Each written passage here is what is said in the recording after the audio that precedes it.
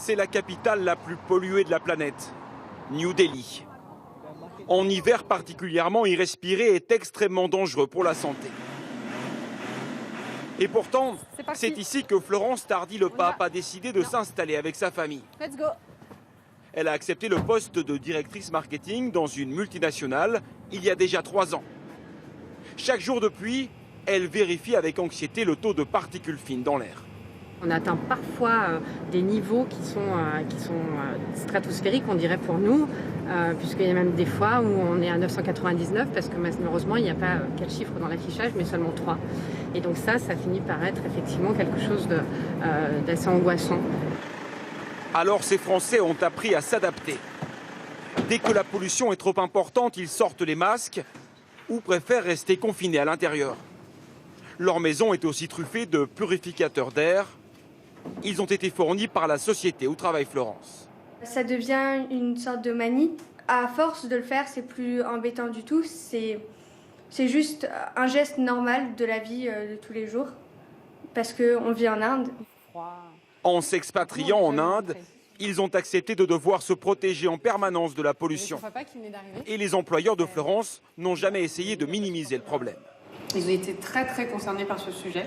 Ils ont même presque été plutôt dans l'alerte en me disant que voilà, pour eux c'était effectivement un souci et qu'ils comprenaient que ça puisse être un frein pour moi et ma famille. D'ailleurs, Florence et sa famille ont depuis décidé de quitter l'Inde, en partie à cause de la pollution.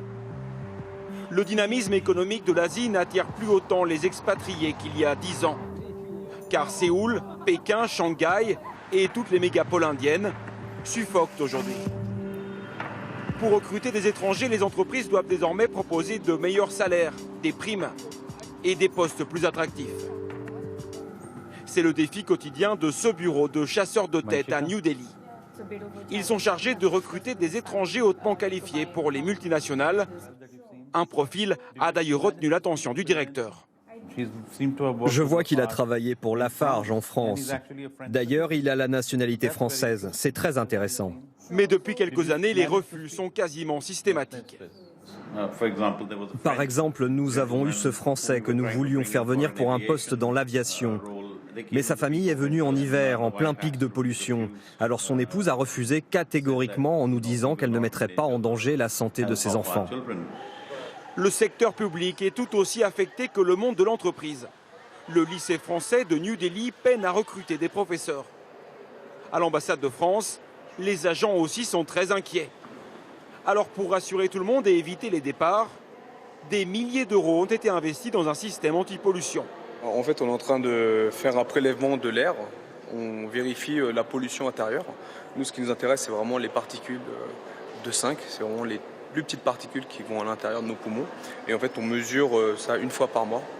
Aujourd'hui, 95% de l'air intérieur est dépollué grâce à un système de filtration et aux purificateurs installés dans tous les bureaux. Pour moi, c'est évident que ça améliore la qualité de vie au sein de l'ambassade. C'est la grosse période de pollution, aujourd'hui qui dure maintenant pratiquement 6 mois, de octobre à mars. On voit que les gens sont quand même inquiets, bien sûr. Et c'est vrai que voir que nous traitons l'air, ça les rassure vraiment, au sein de l'ambassade, sont vraiment rassurés. De plus en plus, les entreprises installées en Asie se tournent vers de nouveaux profils pour le recrutement. Des expatriés plus jeunes, sans enfants à charge, et donc moins effrayés par cette pollution qui fait désormais partie du paysage.